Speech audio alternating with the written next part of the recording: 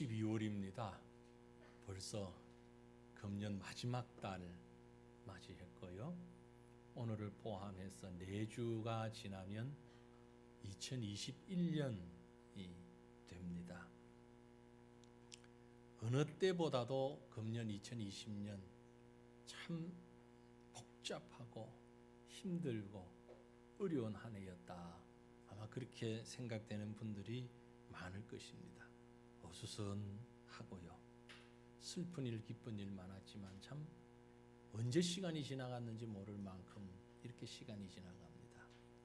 특별히 코로나라고 하는, 옛날에 제가 어릴 때는 코로나는 택시 이름이었거든요.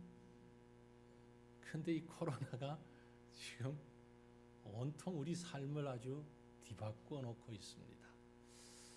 잠깐 일부 예배 마치고 올라가서 뉴스를 보니까 오늘 오후 4시 반에 또 중앙재해대책본부입니까?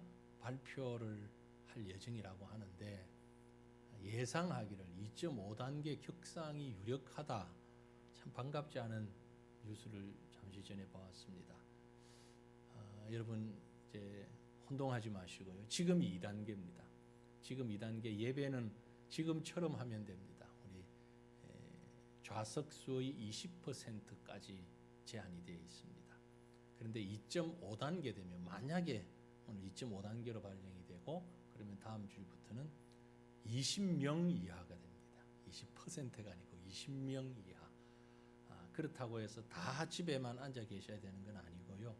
우리 교회는 수용 능력이 한 40명까지 수용이 가능합니다. 본당에 20명, 9층에 20명, 한 공간에 20명이기 때문에 만약에 2.5단계 발령이 되면 한 40명까지는 예배 수용이 가능하다.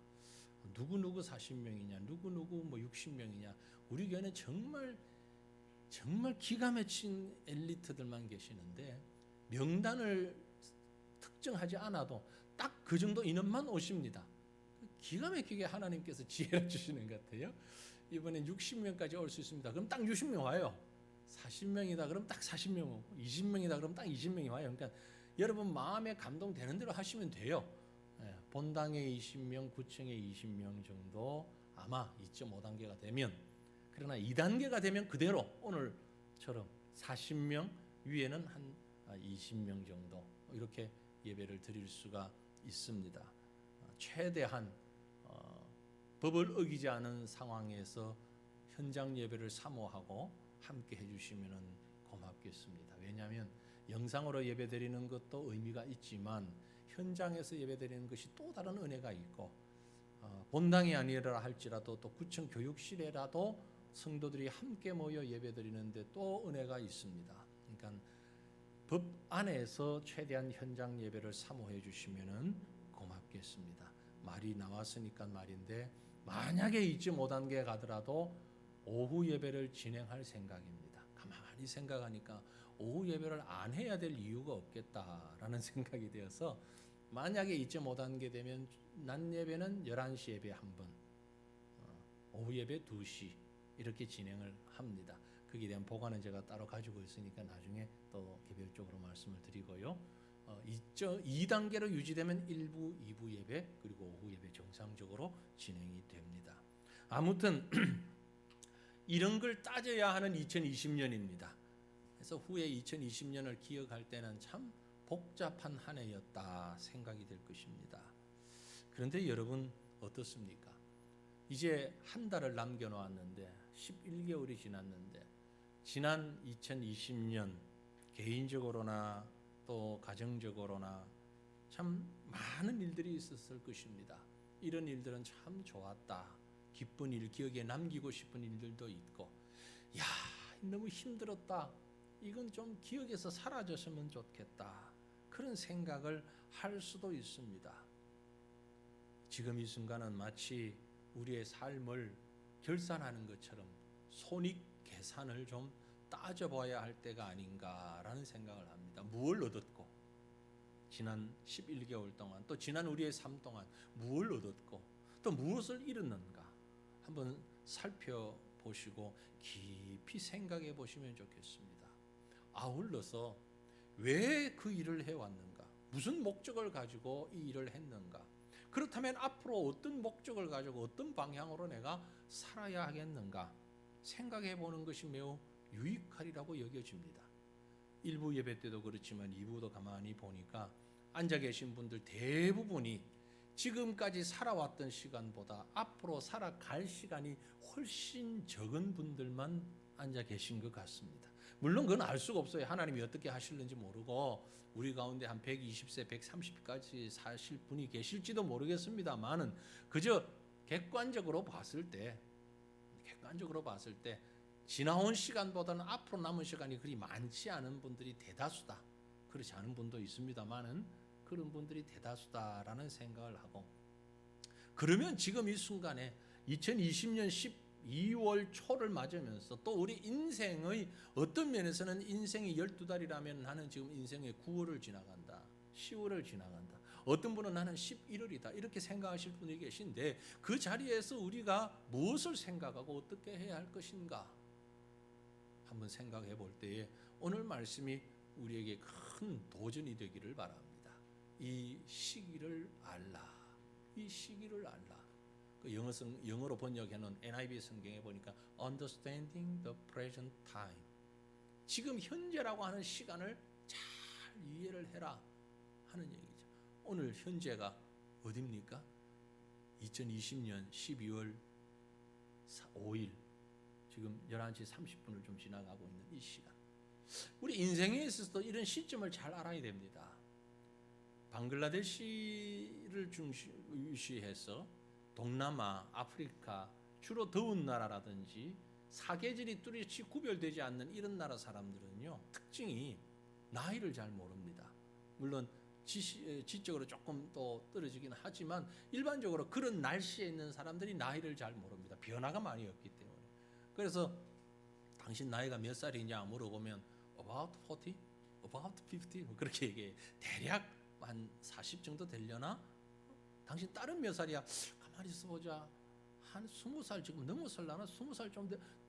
자녀들 나이도 모르고 본인 나이도 몰라요. 그래서 이 사람아 왜 그러냐? 도대체 왜 그러냐? 꼬치꼬치 물으면 되돌아오는 대답은 왜 그걸 꼭 알아야 되는데? 이렇게 묻습니다. 왜 그 나이를 꼭 정확하게 알아야 되는데? 그러면 이제 할 말이 없죠. 할 말이 없어요. 근데 말이에요, 우리는 꼭 알아야 됩니다. 무조건 알아야 됩니다. 왜 알아야 되는지는 이유 몰라요. 그건 나중에 따지고 꼭 알아야 됩니다. 그렇죠? 반드시 알아야 됩니다. 왜요? 그건 나중 생각하고 하여튼 알아야 돼요. 얼마나 나이가 중요하면 이제 갓 말 배우는 아마 우리 지원이도 조금 있으면 가르칠 거예요. 몇 살? 3살, 4살. 아니 손가락 이렇게 해야지. 아니 그건 작년이고 금년에는 4살이야. 아니 애가 생각할 때는 뭐 한 달 전이나 2달 전이나 똑같은데 왜 이게 셋다가 넷되는지는 모르지만 부모는 집요하게 각인시킵니다. 몇 살?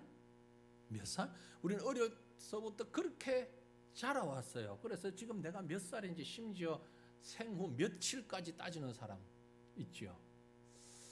어느 게 옳은지는 모르겠습니다만 분명한 건 내가 지금 있는 곳이 어딘지, 내가 지금 어느 시점을 지나고 있는지는 분명히 알아야 합니다. 이게 성경적입니다. 이 시기를 알라. 지금 이 시점이 어디인지 알라라는 말씀이에요.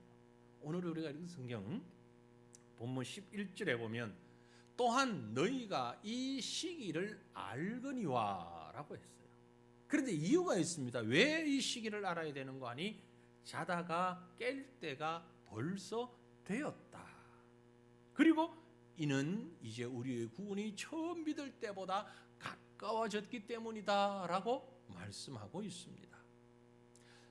이 로마서 13장 11절 지금 보시는 이 말씀은요, 하나님의 말씀으로 유명하지만 또 유명한 우리 초대교회 시절에 성 어거스틴이라는 사람이 회심하게 된, 완벽하게 회심하게 된 결정적인 말씀이기도 합니다. 젊을 때 허랑방탕한 그런 삶을 살다가 어머니의 기도의 능력으로 주님 앞으로 돌아왔지요.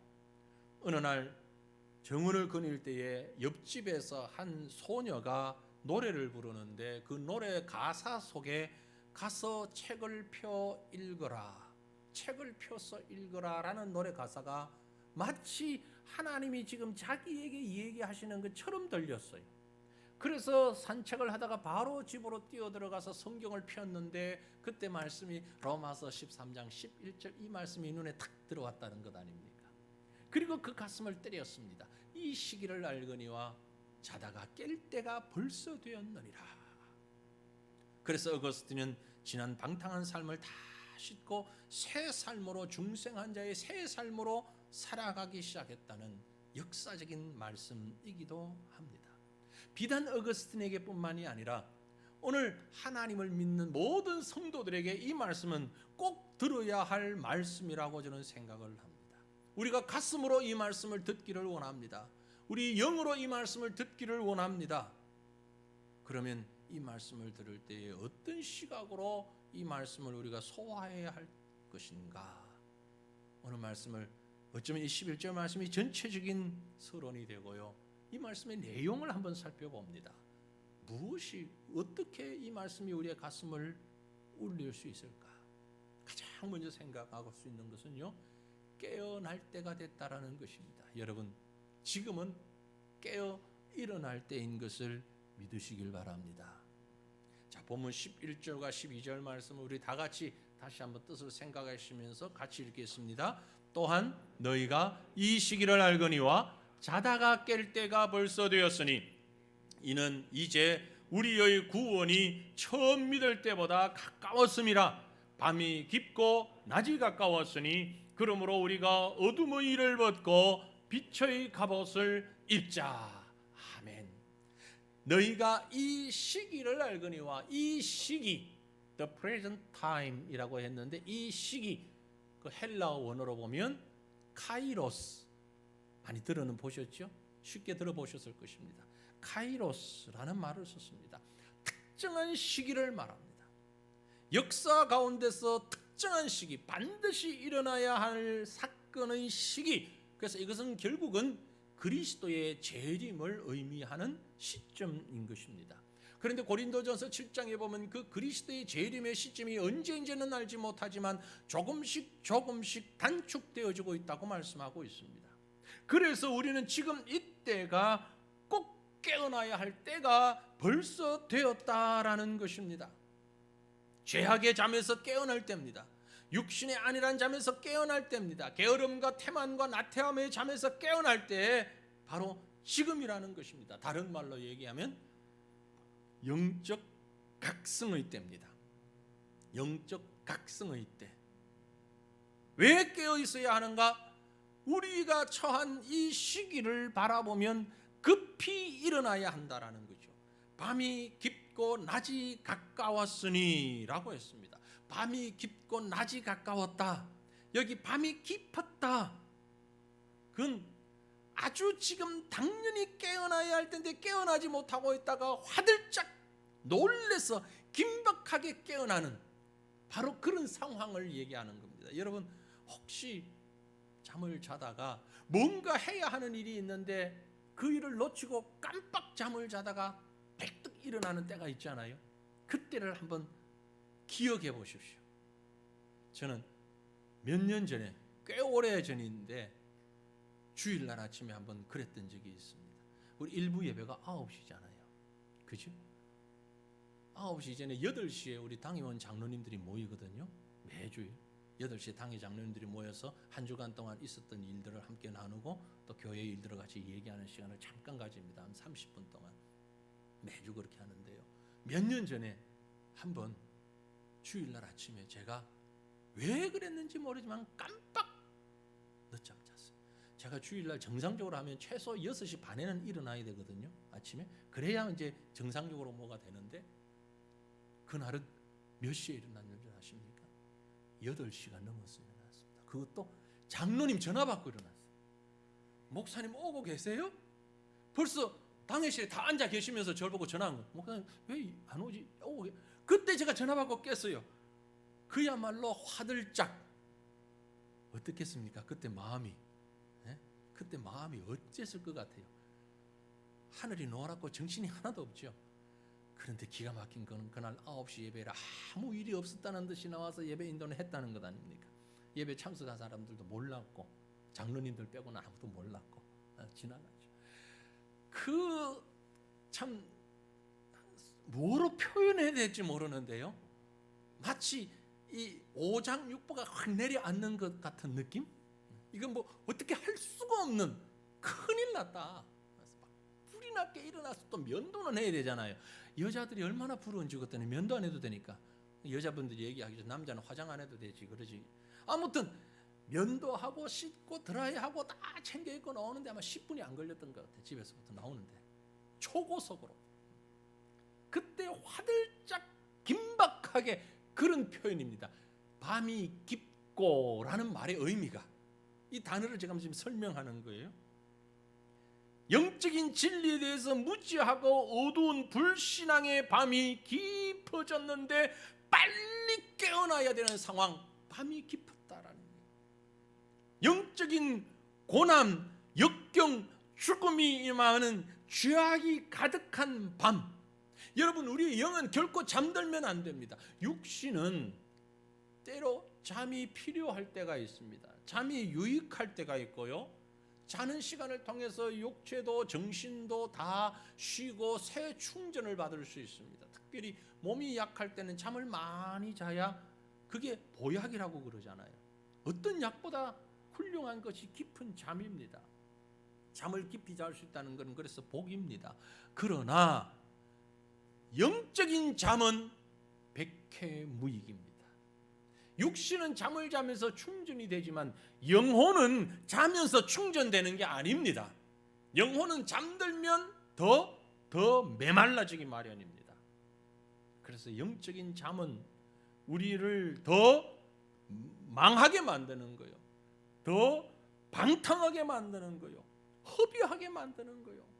그러므로 우리는 깨어나야 합니다. 분별력 있는 신앙으로 우리의 사명과 본분을 감당하는 충성된 신앙으로 나아가기 위해서 우리 영은 깨어나야 되는 것이요.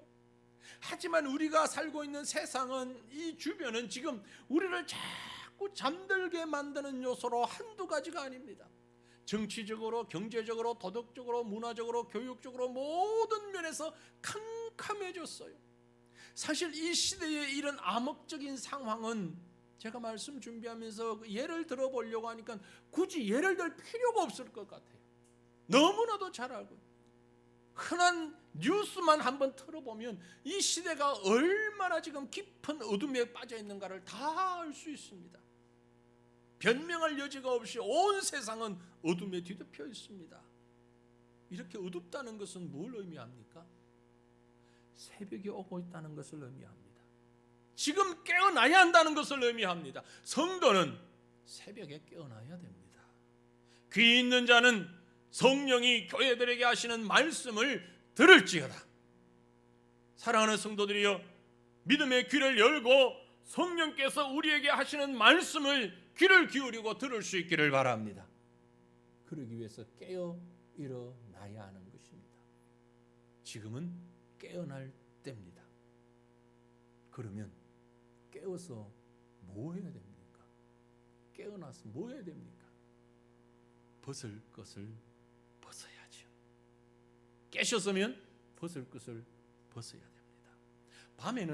밤에 적합한 옷을 입습니다. 잠옷을 입지요. 그러나 그 잠옷을 입고 바깥에 다닐 수는 없습니다. 왜? 침실에서 합당한 옷이기 때문에 그렇습니다. 바깥에 일어나서 다니기 위해서는 그 옷을 벗어야 됩니다. 본문 12절의 말씀에서요, 밤이 깊고 낮이 가까웠으니 그러므로 우리가 어둠의 일을 벗고, 어둠의 일을 벗으라. 그리고 빛의 갑옷을 입자 그랬어요. 여기서 말하는 우리가 벗어야 할 어둠의 일이라는 게 뭐냐? 어둠의 일을 벗으라고 그러는데 그게 무엇이냐? 이어서 나오는 13절에 기록하기를 낮에와 같이 단정히 행하고 방탕하거나 술 취하지 말며 음란하거나 호색하지 말며 다투거나 시기하지 말고. 즉 어둠의 일이라고 하는 것은 방탕함, 술 취함, 음란함, 호색함, 다투는 일, 시기하는 일, 이런 것이 대표적이다라는 말입니다. 이것만 있다는 얘기는 아닙니다. 어둠의 일의 대표적인 것을 이 6가지를 지금 예를 들어 설명하고 있습니다. 그런데 성경 원어를 세밀히 살펴보면요, 우리 번역본에서 얻지 못하는 그런 은혜가 또 있는데, 이 헬라어로 기록된 이 본문의 원어를 살펴보니까 이 6가지 예를 든 단어들 앞에 매 단어마다 헬라어로 영어로 얘기하면 never이라는 부정관사가 붙어 있어요. 부정사가 6개 단어마다 하나하나에 다 정확하게 우리말로 번역을 한다면은 결코 방탕하지 말고, 절대로 술 취하지 말고, 절대로 음란하지 말고, 절대 호색하지 말고, 절대 다투지 말고, 절대 시기하지 말고, 그 말. 매 단어마다 절대 never, 안 된다, 결코 안 된다, 그런 말이 붙어 있는 겁니다. 하나하나가 다 중요하다는 얘기예요. 그런데 이 전체 6개의 단어가 문맥적으로 보면 하나에서부터 출발된 하나가 대표적입니다. 그게 뭐냐면 처음 있는 단어 방탕이라는 단어예요. 방탕.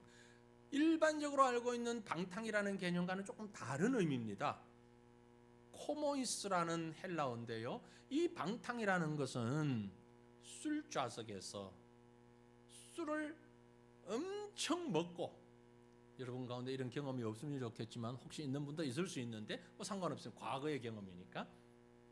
술을 얼마나 먹었는지, 사람이 술을 먹은 게 아니라 술이 사람을 먹을 정도 됐을 때,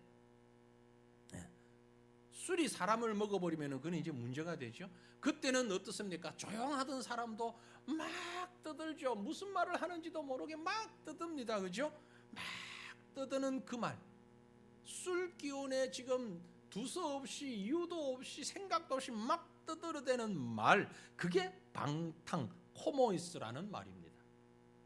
그래서 본문은 이 단어 바로 다음에 술 취함이라는 단어로 연결하고, 이어서 음란, 호색, 다툼, 시기, 이런 유사 단어들을 병렬 연결로, 직렬이 아닌 병렬 연결로 기록해 놓고 있다라는 것입니다. 이것은 바로 모든 일들이 술 취함, 방탕함, 자기를 잃어버리는 상황에까지 이르게 되는 것, 즉 그게 어둠의 일이다. 어둠의 일이라는 것이 꼭 깡패들이 있는 그곳에 가서 있는 것이 어둠의 일이 아니라, 성경이 얘기하는, 본문이 얘기하는 어둠의 일은 자기를 잃어버리고 절제하지 못하고 내가 누구, 여기 누구 전혀 알지 못하는 사이에 그저 세상 흘러가는 대로 어둠 속에서 세상 윤리, 세상 기준 따라서 하나님을 잊어버리고 자기를 잊어버리고 사는 그 모든 것을 어둠의 일이라고 한다라는 말씀이에요. 이런 어둠의 일을 벗어버려야 한다라는 거죠. 사랑하는 성도들이요, 저와 여러분은 하나님의 자녀들입니다. 하나님의 백성들입니다.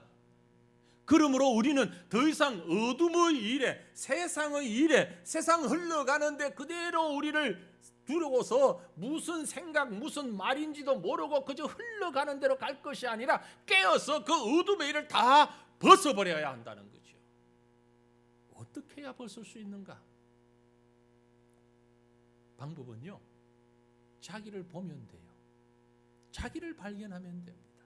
그런데 그런 방탕함과 그런 자기를 잃어버린 상황 속에 들어가면 자기를 보지를 못해요.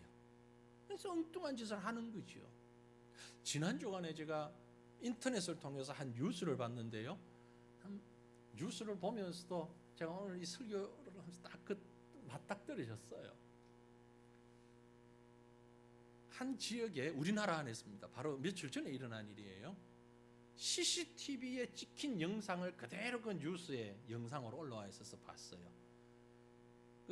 그런데 그게 이제 이 모자이크 처리를 약간 했기 때문에 거기에 나오는 한 여인이 있는데요, 나이를 모르겠어요. 짐작을 못하겠어요. 근데 몸 움직이는 걸로 봐서 나이가 많이 든 사람은 아닙니다. 최소한 30대, 20대, 30대, 40대 뭐 고정 아닐까 싶은데, 한 여자가요 술이 엄청 취했나 봐요. 그러니까 막 길을 가는데 똑바로 못 걸어.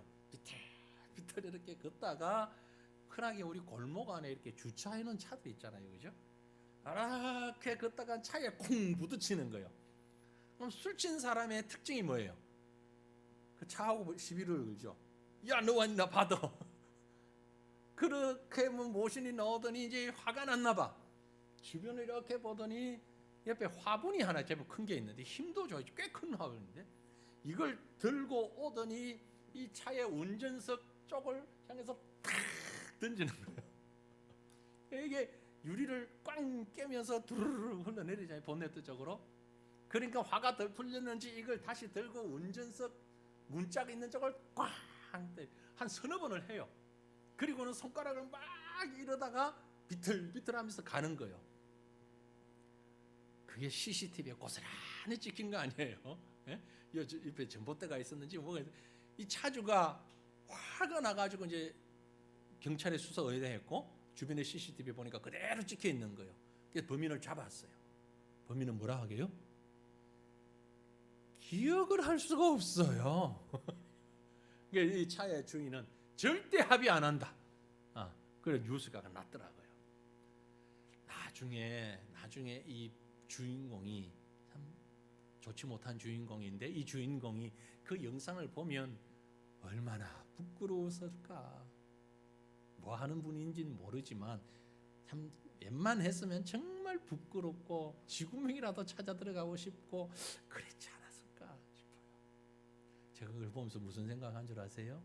여러분, 우리가 훗날 주님 앞에 가서 섰을 때에 우리 주님께서 우리 각자의 인생을 CCTV로 녹화한 걸 다 틀어서 보여주시면 뭐 다른 말씀 하실 게 없을 것 같아. 야, 한번 볼래? 보여주시면 주님이 보여주실 때는 모자이크 처리도 안 했을 것 같아. 그때는 얼굴 그대로 다 드러났을 것 같아. 우리의 모습 보면 어떻겠습니까, 여러분? 얼마나 창피할까? 얼마나 부끄러울까? 우리의 죄를 들여다보면 얼마나 고개를 들지 못할까? 지금이라도 그걸 보시면 어둠의 일을 벗을 수 있습니다. 정신 차려야 됩니다. 깨어나야 됩니다. 술에서 깨어나야 하고 세상 어둠에서 깨어나야 하고 세상에 흘러가는 세류에서 깨어나서 어둠의 일을 다 벗어버려야 합니다. 그러기 위해서는 우리가 어디로 가야 되느냐? 우리 자신을 보기 위해서는 하나님의 말씀에 들어가야죠. 고린도전서 11장에 보면 이 성경에 기록된 모든 말씀은 우리에게 거울이 되나니라고 말씀했어요. 거울이라고요. 거울을 보지 못하면 내가 얼마나 지금 추한 모습인지 몰라요. 그러나 거울을 들여다보면 나의 모습이 보이잖아요. 하나님의 말씀을 가까이 하고 이 말씀을 주야로 묵상하게 될 때 우리는 우리의 모습을 보게 되고 우리가 처한 어둠의 일을 벗을 수 있는 것입니다. 왜 그 추한 모습을 가지고도 벗지 못하느냐? 말씀 앞에 비추어진 나를 보지 못하기 때문이에요. 사랑하는 여러분이요, 하나님 앞에서 나를 보는 시간을 많이 가지시기를 바랍니다. 혼자 꿇어앉아서 묵상한다고 내가 나를 볼 수 있는 게 아닙니다. 하나님 앞에 서야 나를 볼 수 있는 거예요. 하나님의 말씀 앞에 가야 나를 볼 수 있는 겁니다.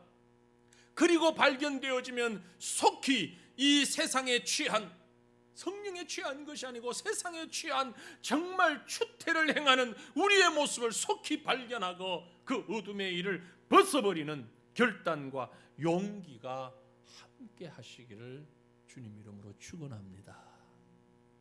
이게 우리의 모습이 되기를 원합니다. 그렇다면 벗기만 하면 되는가? 아니에요. 깨어나서 어둠의 일을 벗고 새로 입어야죠. 뭘 입어야 됩니까? 예수 그리스도로 옷을 입으셔야 합니다. 그리스도로 옷 입을 수 있기를 바랍니다. 잠에서 깨어난 사람은 잠옷을 벗어야죠. 그리고 낮에 입기에 합당한 옷을 입어야 됩니다. 옷이란 의식주 중에 제일 먼저 요구되는 필수품입니다. 그런데 아침에 일어나서 옷을 입을 때는요, 그날 할 일이 무엇인지를 생각하며 옷을 입습니다. 옷은 우리의 인격을 나타내고 우리의 외모를 나타냅니다. 옷이 뭐 날개다 그래서 옷을 가지고 사치를 하자는 얘기가 아닙니다. 옷은 상황에 맞는 적합한 옷을 입어야 됩니다. 그 상황이라는 것은 주어진 시간적 상황도 있고 대중이 가지고 있는 객관적인 의식의 상황도 있을 수 있습니다. 군인은 군복을 입어야 됩니다. 감옥에 들어간 죄수는 죄수복을 입습니다. 운동하는 사람은 운동복을 입습니다.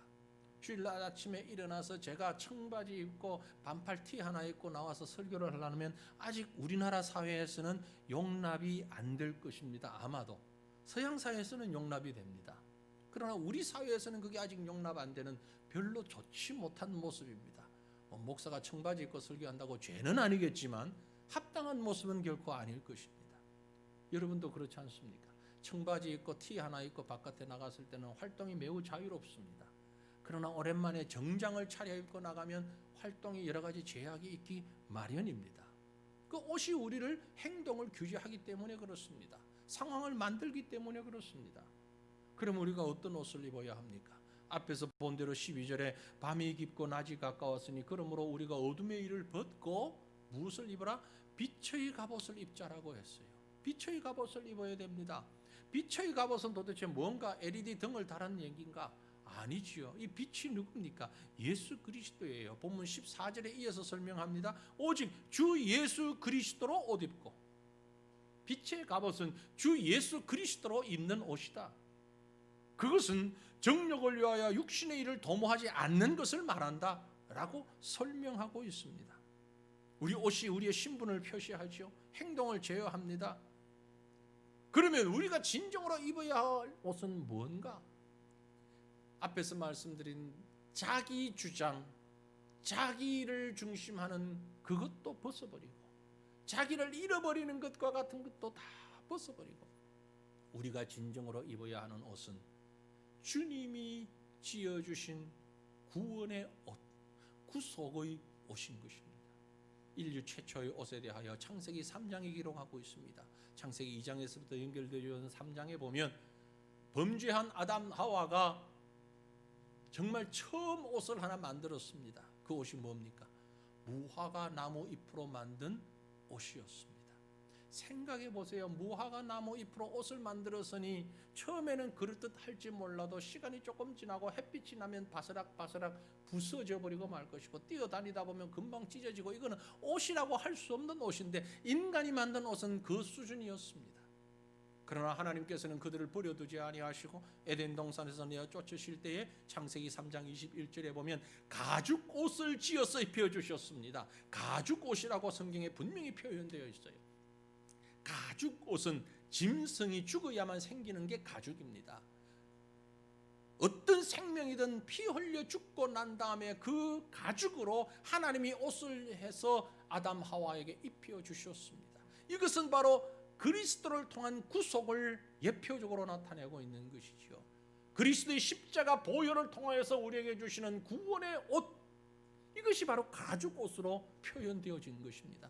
사람이 지은 무화과 나무 잎으로 지은 옷은 다 벗어 던지고 하나님이 만들어 주신 예수 그리스도로 그 보혈로 인하여 만들어진 생명의 옷, 가죽 옷을 우리에게 지어 입히신 것입니다. 이게 바로 빛의 갑옷입니다. 요한복음 8장 12절에 예수께서 또 일러 가라사대 나는 세상의 빛이니 나를 따르는 자는 어둠에 다니지 아니하고 생명의 빛을 얻을 것이라고 말씀했어요. 요한일서 5장 1장 5절에 우리가 저에게서 듣고 너에게 전하는 소식이 이것이니 곧 하나님은 빛이라 그에게는 어둠이 조금도 없으시니라고 했습니다. 하나님이 빛입니다. 예수 그리스도가 빛입니다. 즉 삼위일체 하나님, 성삼위 하나님이 우리에게 빛이요, 그 빛의 갑옷을 입는다는 것은 하나님이 주시는 은혜로, 하나님이 주시는 구원의 은혜로 우리를 입게 만드는 것입니다. 그게 빛의 옷입니다. 하나님이 주시는 빛으로, 하나님이 주시는 구원으로, 하나님이 주시는 은혜로 우리가 온전히 잠기게 될 때에 이것이 그리스도로 옷 입은 것이 되는 거죠. 저와 여러분이 이 땅에서 살아가면서 직장 생활을 하든 가정 생활을 하든 무슨 생활을 하든 간에 바로 그리스도로 옷 입는, 그리스도가 우리의 무장이 되는 그런 삶을 살아가는 것이 바로 이 시기에 우리가 깨어서 해야 할 일이라는 것입니다. 또 다른 면에서 옷에 대한 성경의 가르침을 주목해 보면 신명기 22장 5절에 기록하기를 여자는 남자의 의복을 입지 말 것이요 남자는 여자의 의복을 입지 말 것이라 이같이 하는 자는 여호와께 가증한 자라고 했습니다. 무엇을 말씀하는 것 같습니까? 하나님이 태초부터 만들어주신 남자와 여자의 성의 구별됨을 말하는 거죠.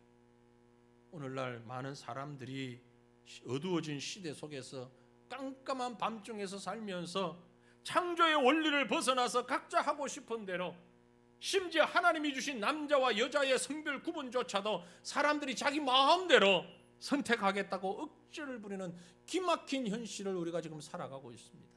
그 어둠에 묻혀서 심지어 그게 동조하는 자들까지도 있으니 이 얼마나 안타까운 일입니까?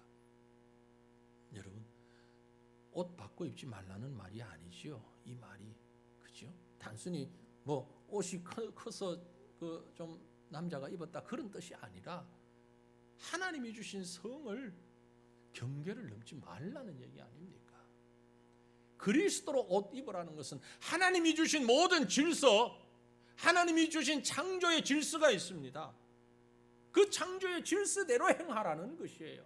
그걸 사람 마음대로 이렇게 저렇게 바꾸지 말라는 것입니다. 구원받은 자가 입을 합당한 옷의 모습이 있습니다.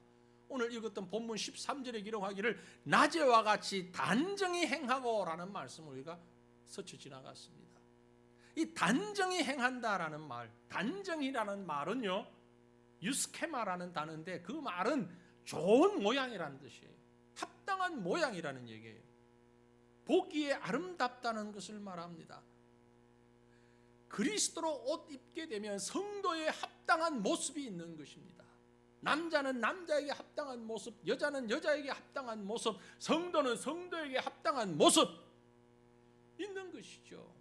그 자리에서 누가 봐도 합당한 모습을 가지고 있으면 그것이 아름다움이고 그것이 평온이고 그것이 화목인 것입니다. 이것을 잊어버리게 되면, 본분을 잊어버리게 되면 세상 계산하는 방법과는 달리, 우리가 생각한 것과는 달리 다른 결과가 나올 수밖에 없다는 것입니다. 그러므로 그리스도로 옷 입기 원하신다면 여러분이요, 하나님이 원하시는, 하나님이 기뻐하시는 모습을 찾아가시기를 바랍니다. 여호수아의 군대 3,000명이 쉽게 정복할 수 있으리라고 생각했던 아이성 전투에서 의리 없이 패배했습니다. 이해가 되지 않았습니다. 도대체 왜 그러냐? 배후를 알고 보니 아간이라는 사람이 재물을 도적질한 사건이 있었습니다. 전쟁에서 패한 이유는 군사가 모자랐기 때문이 아닙니다. 전쟁 실력이 부족했기 때문이 아닙니다. 하나님 앞에서 하나님의 뜻을 어겼기 때문입니다. 세상의 어둠에 묻혀서 따라가는 자가 아니라 그 어둠에서 깨어 일어나야 하는 이유가 바로 이것입니다. 거짓과 속임수가 난무한 세상에서 하나님 보시기에 아름답지 못한, 단정하지 못한 그 모습이 결국은 실패자로 우리를 만들어버리고 말 것입니다. 그러므로 사랑하는 성도들이요, 하나님 앞에서 하나님의 뜻에 맞는 실천적인 모습으로 우리가 깨어나기를 원합니다. 그리스도로 옷 입기를 원합니다. 하나님 앞에서 단정하기를 원합니다. 이 시기를 알라. 이 시기는 깨어날 때입니다. 사방을 둘러싼 어둠으로부터 깨어서 예수 그리스도로 옷 입기 위하여 세상의 어둠의 모든 일들을 벗어버리고 하나님 앞에서 하나님 보시기에 단정한, 합당한, 아름다운 모습으로 우리의 모습을 다시 가다듬는 그 일을 하기 위하여서, 성도의 본분으로 돌아가기 위하여서 하루하루를 최선을 다하며 오늘 하루에 충성스럽게 살아가는 저와 여러분, 우리 모습이 될 수 있기를 주님의 이름으로 축원합니다. 우리 함께 기도하십시다.